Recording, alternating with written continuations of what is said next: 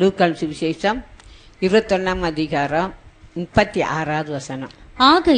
ஆகையால் இனி சம்பவிக்க போகிற இவைகளுக்கெல்லாம் நீங்கள் தப்பி, இனி என்னென்ன காரியம் சம்பவிக்க நமக்கு தெரியாது, அதான் ஆண்டவர் சொல்லிட்டாரு. இனி சம்பவிக்க போறலாம் இவைகளுக்கெல்லாம் நீங்க தப்பி மனுஷகுமாரனுக்கு முன்பாக நிற்க பாத்திரவான்களாக எண்ணப்படுவதற்கு எப்பொழுதும் ஜெபம் பண்ணி விழித்திருங்கள் என்றார். எப்பொழுதும் அவருக்கு முன்பாக நிற்கணும். என்ன செய்யும்? நம்ம எப்பொழுதும் ஜெபம்னா ஏதோ ஒரு 5 நிமிஷம் 10 நிமிஷம் ஜெபம் இல்லை. ஆண்டவர் சொல்றாரு எப்பொழுதும் ஜெபம் பண்ணி விழித்திருங்கள். ஏதோ 10 நிமிஷம் 5 நிமிஷம் ஜெபம் தானே பண்றாரு. ஏதோ ஒரு 5 நிமிஷம் பண்ணிட்டு 1 மணி நேரம் பண்ணிட்டு இல்லை. கர்த்தர் என்ன சொல்றாரு? அவருக்கு முன்பாக நிற்க பாத்திரம்னா என்ன பண்ணணும், என்ன செய்யணுமா? எப்பொழுதும் ஜெபம் பண்ணி விழித்திரு. இனி என்னென்ன காரியம் சம்பவிக்கப்பன்னு தெரியல. ஆண்டவர் சொல்றாரு பஞ்சங்கள், பூமி அதிர்ச்சி. பிரேசில் அந்த தேசத்தில் பார்த்தீங்கன்னா சாப்பாடுக்காக கையேந்தி நிற்கிறாங்களாம்மா, வரிசையில் இருந்து கேட்குறாங்களாம்மா, எல்லாம் பணக்காரங்க எல்லாம். ஆனால் அங்கே என்ன இல்லை, பஞ்சம் பயங்கரமாயிடுச்சு. அப்போ அங்கே பஞ்சம் வந்துருச்சு. இப்போ நம்ம தேசத்தில் எப்போ நமக்கு தெரியாது இல்லையா? அதுதான் ஆண்டவர் சொல்லி இனி சம்பவிப்பார்கள் இவைகளுக்கெல்லாம் நீங்கள் தப்புன்னா என்ன செய்யணும்?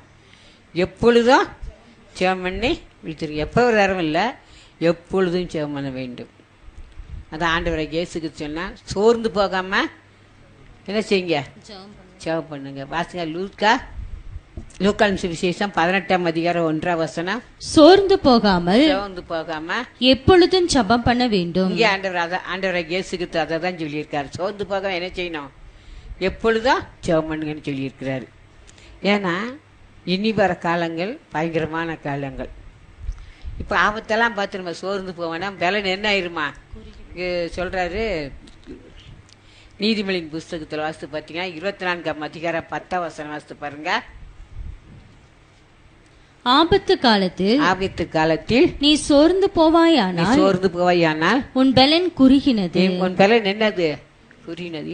இவன் பிரச்சனை தான். ஆண்டு சொல்லிட்டாரு இனி சம்பவிக்க போற இவங்களுக்கெல்லாம் நீ தப்புன்னு என்ன செய்ய? எப்பொழுதும் ஜெபம் பண்ணி விழித்துரு.